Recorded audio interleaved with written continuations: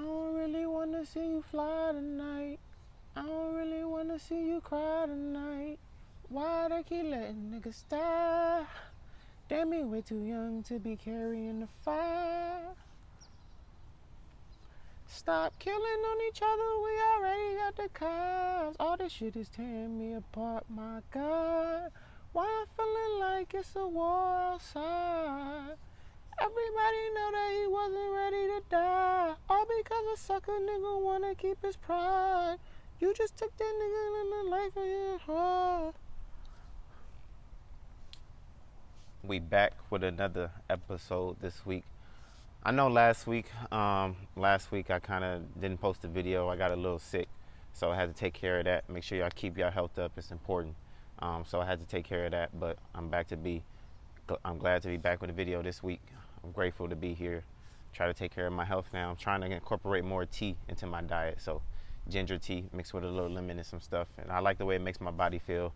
It relieves like muscle aches for me and stuff, and it really just calms me down even more on top of that and the meditation and stuff. So I'm starting to incorporate more of that into my diet. But it's a lot that I want to talk about. It's a lot of stuff that I want to talk about. So if you could, please subscribe to the channel.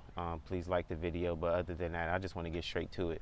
In terms of the music, this song that I was just singing, that was a really special song that I recorded back in November. I was looking at the dates when I went to go back to mix, and I'm like, man, that it was November. Like, time flew. It felt like it was yesterday when I recorded that. So usually when I save all my sessions and stuff on my Pro Tools and my computer and stuff, I put the date on every session, when I started it, and then every day that I'm working on it, I change the date to the day that I'm working on it. So this song I recorded back in November. I'm like, that went by hella quick. No way that was November. No way. But so I recorded that back in November. I'm going back to mix it, and this song is really special to me. I want to do something big with this song. Like I want a video to this. I want some visuals. Taking my time with the mixing. And in terms of the mixing, like, it's getting so fun. It's so crazy how many different ways you can be creative when you're mixing a song. Like, it's so fun. Like in the ad libs, for example, I put my vocals through like a guitar amp. I'm not saying it hasn't been done before or nothing, but I'm just experimenting with the ad libs, and just so much stuff you can do to things. Like every instrument, mixing is just like really manipulating frequencies, just moving frequencies around. Like these frequencies may sound good on a vocal, but they don't sound good on the drums. Let me boost these low frequencies on the drums, which I usually do. I started doing. So I started taking like low frequencies out of the vocals. I usually stop. I don't high pass, so I usually just do like a low filter from like 120 and below on vocals, for my vocals at least. Everybody's vocals not going to be the same, and I've been liking that better than as opposed to leaving all those low frequencies in there. But again, I don't completely cut them out. I'll do like a -6 dB low cut filter on the vocals, like 120 and below, and then that usually leaves room for the instruments down there. So the drums that hit down there, everything sounds better when the instruments are hitting down there, in my opinion, in my personal opinion. So everything just sounded better in terms of that. I'm almost done with the mastering on it. I really want to make this song like the best song that I've ever made. It's an emotional song. This one really hit because it's like, it's all of our people in the streets is just getting killed for no reason. Like, we killing each other for no reason. Every time you turn on the like news or you look on Twitter or something, there's somebody like, saying rest in peace to somebody, for somebody. I'm like, man, it's sad. Like, it's sad. All this stuff going on, like, we don't have to be doing this to each other. We got to uplift each other. It's no need for all that violence and stuff. But this song was about like somebody I played against in high school, and his name was Carl, and he got killed in Compton. And I'm like, man, like, this is just crazy. And this was happening back during that time, like in November, around there. And I'm like, this stuff is crazy. Like, this stuff is really crazy. People, too young to be doing that stuff. Too young. I mean, nobody should be doing it in general, but like, you see people younger than me, like 10, 15, carrying straps with them, like really ready to shoot somebody. Like, people, we be in the wrong mind state. Like, a lot of our people really do need help.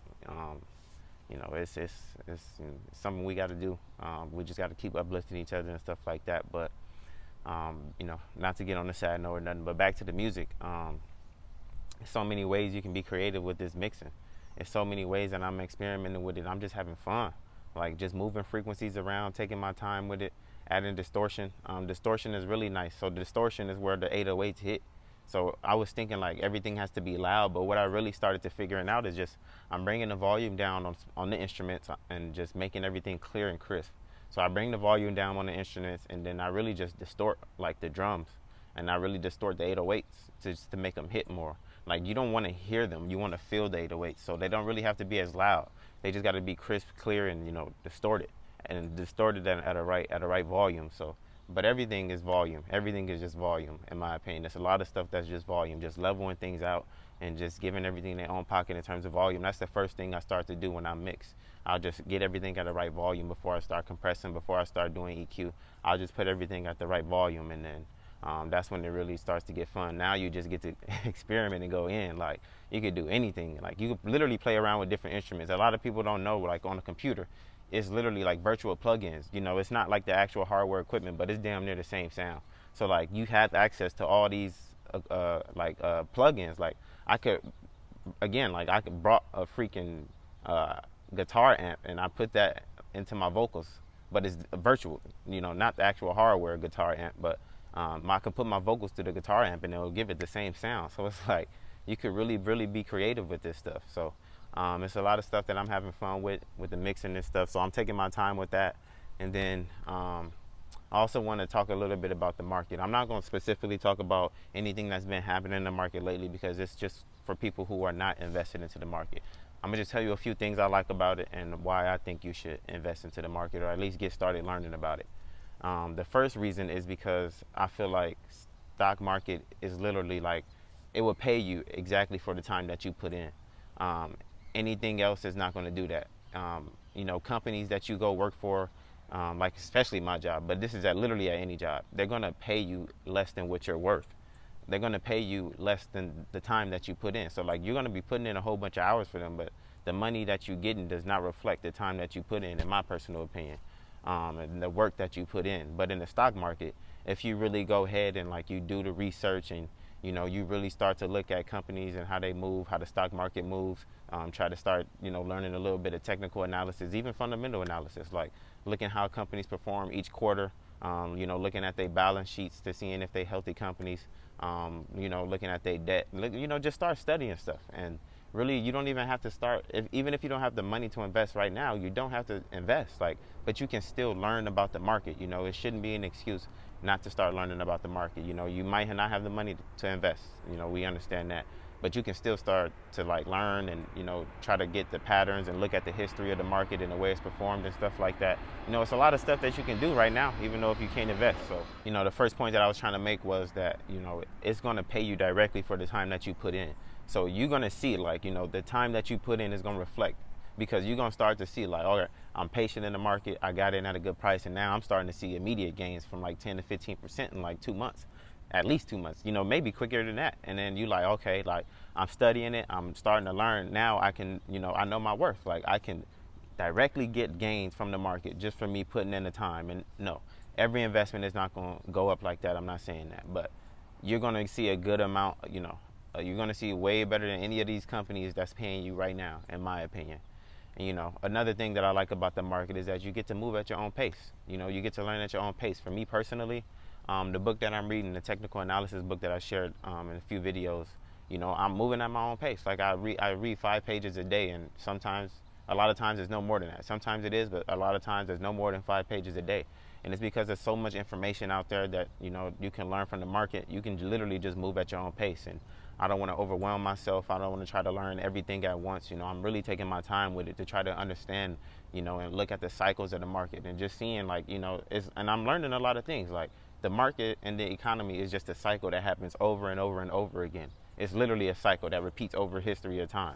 So if you start to study the cycles and okay, this usually moves here around this time, this usually happens around this time, after a certain amount of years this happens, you can literally just I'm not saying predict and all, but you can, make good investments based off of what based off of what's happened in the past. So, but you can start to see the cycles and everything, and you can really start to make investments based off of what's happened in the past and what's going on now, what's relevant now.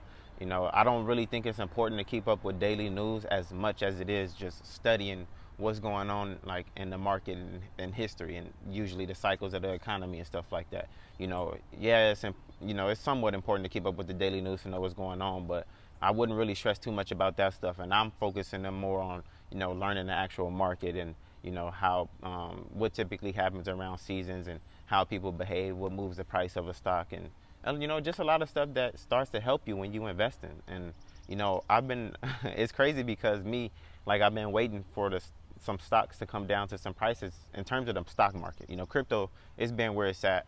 I've been loading the boat on crypto for every chance that I get of the prices that it's been at. But with the stock market, I've been really patient and just holding off on some investments and some trades because they're not at a good price in my opinion right now. They're too high. A lot of the things that I'm watching, at least, they're too high right now. And again, I don't like my portfolio to be too big. I invest into the same stock. So the ones I just sold, I got to wait for them to come back down to buy them again and wait till we reconnect. So it's going to take a minute. It's going to take some time. But until then, I'm just letting the investments that I'm in, just do what they do. And I'm letting the crypto do what it do, letting, Bitcoin and Ethereum do what they do. I watched the B Word, the talk with like Elon and Jack Dorsey, the CEO of Twitter, and then Cathie Wood, and then they were just talking about, and it was more like an educational video talking about Bitcoin and how they think it can improve, what's good about it now, and just trying to educate a lot of retail and institutional investors. But it was mainly for institutional investors and how Bitcoin could potentially be used in the future. They were talking about like how Jack Dorsey might start accepting Bitcoin as a form of payment for Twitter advertisements. So it was a lot of stuff discussed in that video. It was fun and interesting to watch it. And I don't know if that was a catalyst that crypto needed, but it's doing good these past couple of days. So we'll see how crypto continues to hold. But I think that was a good catalyst. I think, not only was it short term, because I feel like it really did awaken a lot of institutional investors to where they start dumping a lot of their money into crypto and stuff. So, I did think that it was a really, really helpful video. And for me too, like I really don't even fully understand crypto, which is why I only stay with Bitcoin and Ethereum, just because it's like the top two of crypto. And I know Ethereum kind of is like, the platform that everything is ran on. But I still don't even fully understand crypto. So it was educational for me to watch it too. And there was a lot of stuff I still don't understand about it. And crypto is just going to take time for me to learn. I'm going to learn that after I grasp some other things. I'm still trying to get music engineering in the stock market. But, crypto is something that I'm going to learn too. So it's going to be fun learning this. And again, I think that was very educational of what they did and how they did that. If they continue to do that, that could be very helpful for crypto and continue to improve and, bring up like questions about how is it affecting the environment and stuff. And, Bitcoin is becoming, more renewable energy focused. So, which is a problem that we're going to fix, like, where they're going to fix.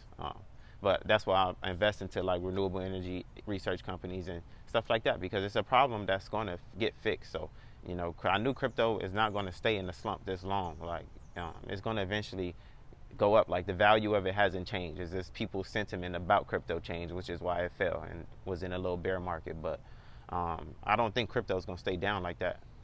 Hopefully this run up is real. If not, I ain't complaining because I'm going to continue to buy and buy. But y'all know how it is. This is a really fun video. I was glad to be back. I hope you enjoyed it. I hope you learned some stuff. I hope you be inspired, motivated, continue to do what you do. And, if you like this video, if you like what you see, please subscribe to the channel and stuff like that.